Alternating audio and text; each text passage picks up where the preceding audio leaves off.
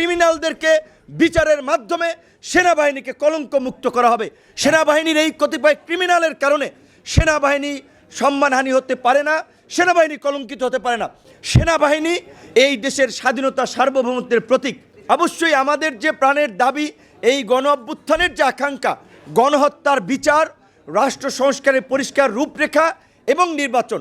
গণহত্যার বিচার চলছে এবং এই যে আন্তর্জাতিক অপরাধ ট্রাইব্যুনালের যে প্রসিকিউশন টিম, তাদের কার্যক্রমে আমরা খুশি, তাদেরকে আমরা ধন্যবাদ জানাই। এই প্রতিষ্ঠাবার্ষিকী থেকে আপনারা দেখেছেন যে এই আর্মির জেনারেলরা গুম খুনের সাথে জড়িত ছিল, যাদেরকে গত 1 বছর বিচারের মুখোমুখি করা হবে কিনা দ্বিধাদ্বন্দ্বে ছিল, এই প্রসিকিউশন টিম, আইন উপদেষ্টা এবং ডক্টর ইউনূসের সাহসিকতার ফলে তাদের হাতে হাত করা পরানো হয়েছে। আপনারা দেখেছেন ওই যে একজন মেজর, তিনি কিভাবে পাখির মতো গুলি করছিলেন, তাদেরকে এখন হাত করা পড়েছে, তাদের বিচার হচ্ছে। আমরা পরিষ্কারভাবেই বলতে চাই, সেনাবাহিনী এই দেশের স্বাধীনতা সার্বভৌমত্বের প্রতীক।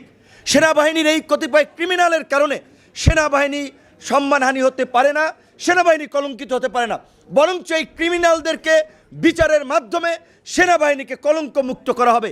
তাই সেনাবাহিনীর বর্তমান সেনা প্রধান থেকে শুরু করে উচ্চপদস্থ কর্মকর্তারা এই বিচারে সহযোগিতা করবেন, সেটি আমরা প্রত্যাশা করি।